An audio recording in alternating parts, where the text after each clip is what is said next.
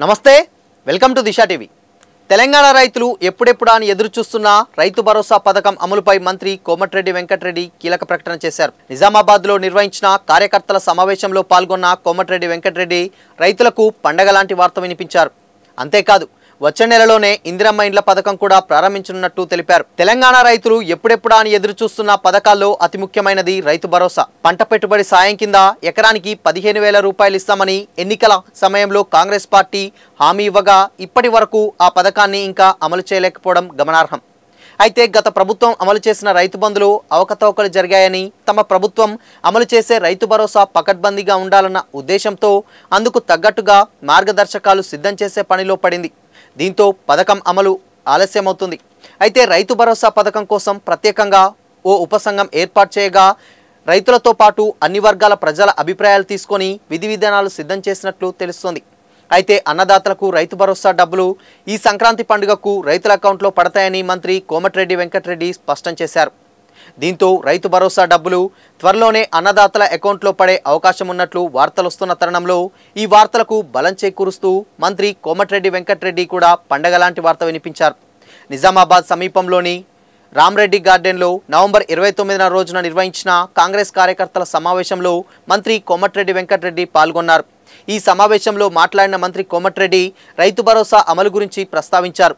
సంక్రాంతి పండుగకు అన్నదాతల అకౌంట్లో ఎకరానికి 7,000 రూపాయల చొప్పున రైతు భరోసా వేస్తామని మంత్రి కోమటిరెడ్డి వెంకటరెడ్డి ప్రకటించారు. మరోవైపు ఇందిరమ్మ ఇండ్ల పథకం గురించి కూడా మంత్రి కోమటిరెడ్డి కీలక ప్రకటన చేశారు. వచ్చే నెలలోనే ఇందిరమ్మ ఇండ్ల పథకం ప్రారంభిస్తామని మంత్రి వెల్లడించారు. మాజీ సీఎం కేసీఆర్ 10 ఏళ్లలో ఒక్క డబుల్ బెడ్రూమ్ ఇల్లు కూడా పేదలకు ఇవ్వలేదని మంత్రి ఆరోపించారు. 7 లక్షల కోట్లు అప్పు చేసి కాళేశ్వరం కడతా అని చెప్పి కూలిపోయే కాళేశ్వరం కట్టారంటూ తీవ్ర ఆరోపణలు చేశారు. వచ్చే 3 ఏళ్లలో ప్రతి ఊరికి బీట్ రోడ్ వేస్తామన్నారు.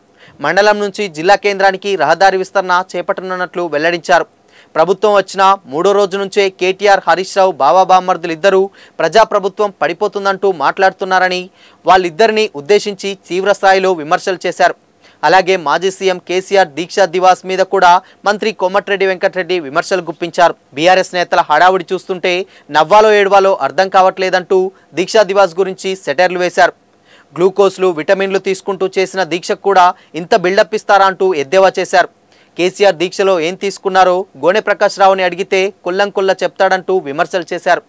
కేసీఆర్ది నకిలీ దీక్ష అని కామెంట్ చేస్తూ బూస్ట్ తాగుతూ సెలైన్లు, విటమిన్స్ తింటూ దీక్ష చేసి ఏదో పెద్ద త్యాగం చేసినట్టు సీన్ క్రియేట్ చేస్తున్నారని కోమటిరెడ్డి విమర్శించారు. కానిస్టేబుల్ కృష్ణయ్యది, శ్రీకాంత్ చారి లాంటి ఉద్యమకారులది నిజమైన త్యాగమని తెలిపారు. ఉద్యమం సమయంలో తాను నల్గొండ చౌరస్తాలో 11 రోజులు ఆమర నిరాహార దీక్ష చేశానని గుర్తు చేశారు.